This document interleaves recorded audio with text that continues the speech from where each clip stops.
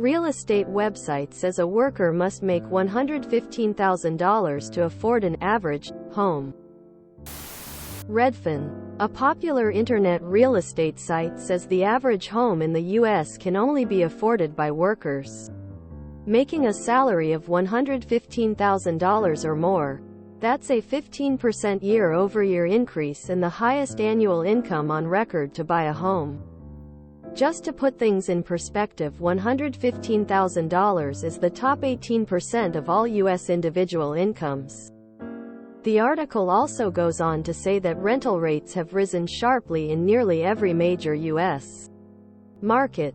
The housing market is so unaffordable that buyers need to make nearly $115,000 to afford the average home. I once had an argument, not angry or hostile, with my now former boss. He told me to move closer to work so my commute wasn't so abysmal. Told him, that's impossible. I can't afford anything on the market. He wasn't especially forthcoming with any ideas. I rent a trailer in a trailer court here in the Midwest, $585 a month. I pay my own utilities. It's a quiet place. Mostly retirees. I live 5 minutes from my work. 5 minutes from my kids' school. As a single dad, I'm doing okay. I'm also lucky. If I was making what my ex makes, or most entry-level employees make, I'd be drowning. For reference, I make $607K a year. Before taxes. Something has to change. I make about $40,000. The job I'm doing isn't easy and it's above the median in the state I live in. I could never fathom making 3x what I'm currently making. The red state I live in is very tight-fisted, and despite record turnover in every business I've worked in, raises and higher wages just aren't a thing. A lot of business still use the federal minimum wage. I gave up on home ownership. U.S. resident here. Husband and I have decided that we will be forever renters at this point. Low-income housing in my area for apartments are $2,000 a month. Most places start you at like $19 per hour. Low balling, which I believe is just over the income limit for low income. It's bad, but hey, there is a new block of million-dollar homes right on top of each other. And yes, somehow those are being sold. Note: this study is looking at what new homebuyers reportedly need to make to be able to afford the median mortgage costs in an area. And this will only get worse until we build more housing in places people want to live or suffer a major employment collapse that likely will only help a lucky few while further consolidating asset ownership in aggregate. Because of people who own homes, 45% are free and clear of a mortgage and 80% of the remaining are sitting on sub-5% mortgage rates. This has created a massive lock-in effect where people won't, or can't, move unless absolutely forced to do so for some extraneous reason. If you are hoping to buy a home someday and want to get involved into something that can actually help you do that, join pro-housing groups and engage your local government zoning boards. Demand 2 things. Ban SFH exclusive zones and deregulate excessive permitting review processes. Increase land value tax rates on unimproved lots and non-owner occupied SFHs, excluding true seasonal rentals. And if you want to get real crazy, push for tax incentives for developers that build more than 3 units per dwelling. Legalize housing. Don't be a NIMBY. Depending where you live, I read that the average house in California costs around $750,000, where states like Mississippi you'd invest around $250,000. But I also read that CA has an average annual income of $75K and Mississippi only $45K.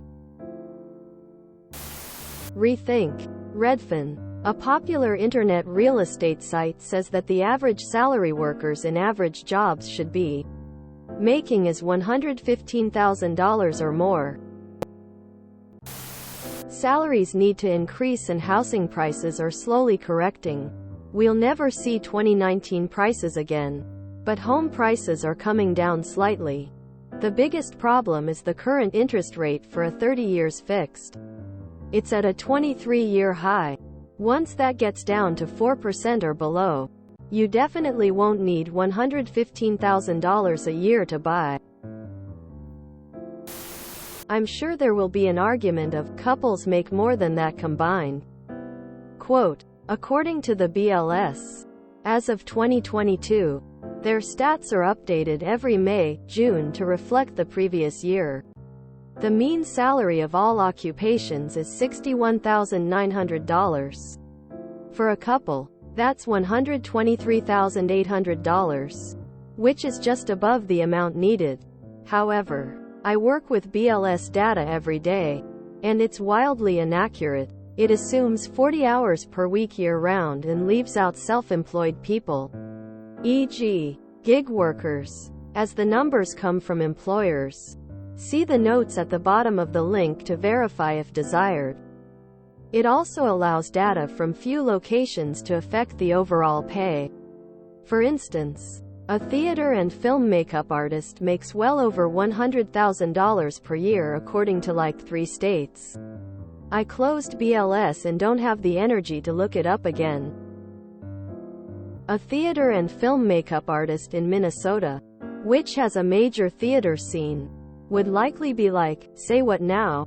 But that amount factors into the average nationwide pay. Most news sources will use the mean salary. But in this case, the median is more important than usual, and it's $46,300.80. While a couple making the mean can afford a house, based on the Redfin amount, a couple making a median can't. And since the median is likely closer to accurate, people who want to own homes are screwed. No one ever factors in how much more expensive utilities and maintenance are for a home than for an apartment. Either I own a home. It's a cheap house because we got it when rates were low. We could more easily afford an apartment with the same bed and bath numbers, despite the rent being higher than our mortgage, because we have to pay for each maintenance issue. Thumbtack says this averages $6,049 per year for a single-family home. But that is normal maintenance, not surprise costs. Suddenly need a new roof? Okay, at least $10,000. Don't have that lying around? Well, use a credit card or get a loan, both of which will ding your credit score. And those surprise costs are more frequent if you buy an affordable house, as those are usually old. In other words, $115,000 may buy you a house, but it won't keep you in it. And the average couple doesn't actually make that much combined anyway. https://blog.thumbtack.com/after a brief slowdown home maintenance prices start to rise again 730C82 ACA 377. https www.bls.gov/os/current/osnat.htm#000000. I live in the new, most expensive city in the country. Our average rent is $2,500 for a 1 BD.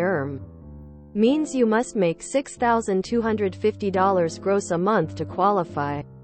Median home price has risen year over year 11.5% to, wait for it, $0.1 million. Median. It's untenable. I literally cannot figure out how 1 PPL are doing it.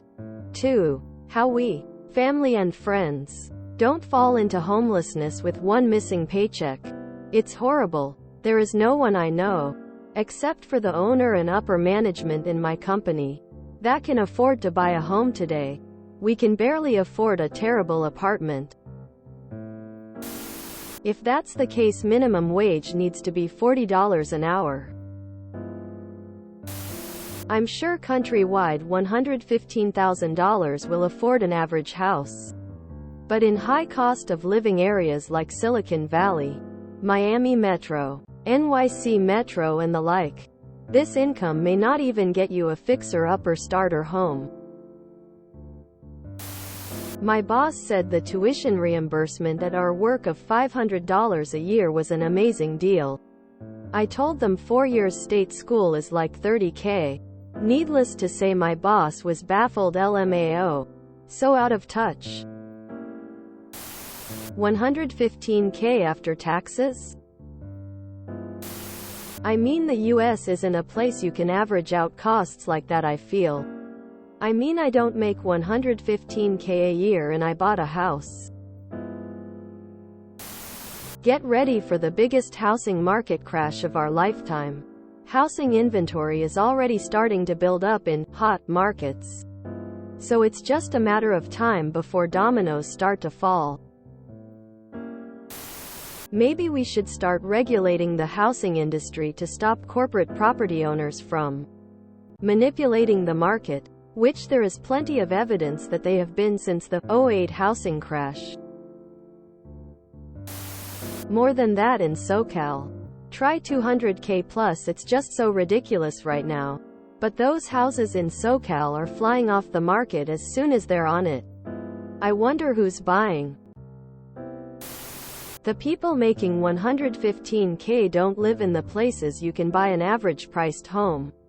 Every house near me is over $1.5 million for 100-year-old 23 bedrooms. It's going to get gnarly as interest rates climb.